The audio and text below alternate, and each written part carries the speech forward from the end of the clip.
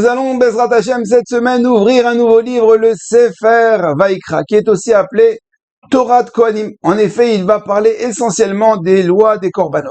Et une des lois, des règles fondamentales, est abordée cette semaine dans la paracha de semaine lorsqu'il est écrit Bechol Seor, Bechol Devash, Lo Taktiru Mimenu Ishel Hashem. C'est-à-dire que de tout le vin et de tout miel, vous ne brûlerez pas pour Akadosh Baruch Hu. Alors, quelle est la particularité de ces deux ingrédients, le miel et le levain? Nous disent Rachamim que ils sont extrémistes. En effet, le levain est très amer, alors que le miel est très sucré.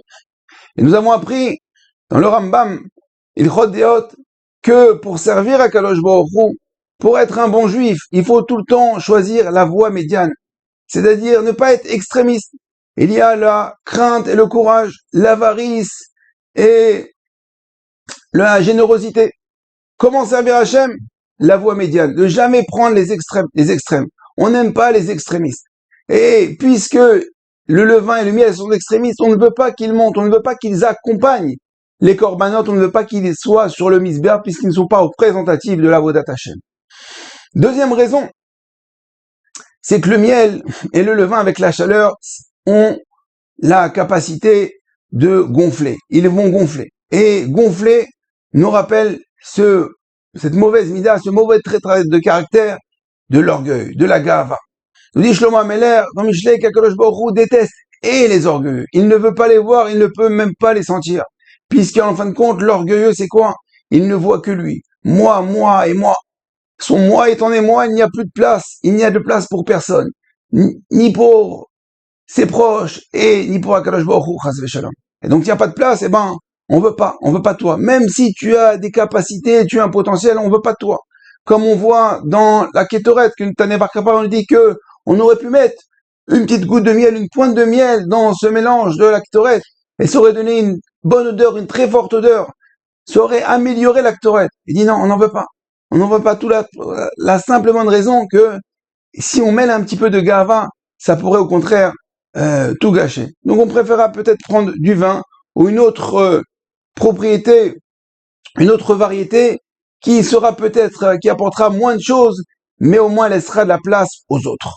Et c'est ça l'essentiel de la Avodat Hashem, c'est de pas trop se mettre en avant, toujours savoir que quelqu'un d'autre, une autre, peut apporter à la Keila, peut apporter au Tzibour, et surtout savoir que tout vient d'Akadosh Baruch Hu. Alors que quelqu'un qui est plein, un orgueilleux, il ne laisse de la place à personne, comme un ustensile, un cli qui serait plein, remplissez-le de sable, de farine, de ce que vous voulez. Une fois qu'il est plein, il ne peut recevoir autre chose. Le seul moyen, c'est quoi? Ou de le vider, ou de le casser, de recommencer tout à zéro. Il est écrit dans Yalkut Shemoni que lorsque Mashiach va venir, Mashiach va être comme ça sur le toit du monde, il va dire Anavim, Igiazman Giloatrem, les humbles, c'est-à-dire les modestes. Est venu le temps de la délivrance. Donc c'est grâce à l'humilité, grâce à la modestie que Mashiach va pouvoir venir et va pouvoir nous délivrer. C'est intéressant de voir que ce sont les Anavim. Anavim, avec les Anavim, on fait aussi du raisin. Le Anavim, c'est des raisins, on fait aussi du vin. Comment on fait du vin? On presse les Anavim. Et à ce moment-là, on fait du vin. Le vin qui est présent à toutes nos smachot. Kiddush de Shabbat, Yom Tov, Sheba Brachot, Brit Mila. Il est là, on lève une coupe de vin. À Pessah, Arba Kosot, Purim. Bref, le vin est là, nous accompagne dans toutes les smachot. Pourquoi? On voit que le miel est absent et n'est pas accepté. C'est l'invité qu'on ne veut pas recevoir. Alors que le vin, il est là partout, dans toutes nos occasions. Pour la simple bonne raison que quoi? Le miel gonfle. Alors que le vin, les anavim, on les écrase. Il sait se l'écraser. Puisqu'il sait se l'écraser, alors on va le mettre au sommet. On a demandé au Chafetz Chaim, Rabi, quelle est la différence entre quelqu'un qui poursuit les honneurs et quelqu'un qui est poursuivi par les honneurs? Il dit quelqu'un qui, le résultat nous dit se verra le jour de sa mort. Quelqu'un qui poursuit les honneurs, lorsqu'il va mourir, les honneurs vont s'écarter au fur et à mesure de lui. Alors, quelqu'un qui a été poursuivi par ses honneurs, qui a fui les honneurs toute sa vie, lorsqu'il va mourir, les honneurs vont le rattraper. On va lui faire des espedim et plein d'autres choses, des belles brachot, des belles mitzvot, les elou nishmato. Alors, Bezrat Hashem, on est Rosh Chodesh Nissan. Il est écrit dans la Gemara que Benissan Igalou, Benissan Atidil Legel, c'est-à-dire que en Nissan, nous avons été délivrés en Égypte. Et dans le futur, c'est-à-dire que maintenant, en Nissan, nous allons être délivrés Nous sommes à Mamash, aux portes de la délivrance. On voit avec tout le balagan qui se passe en Eretz Israël.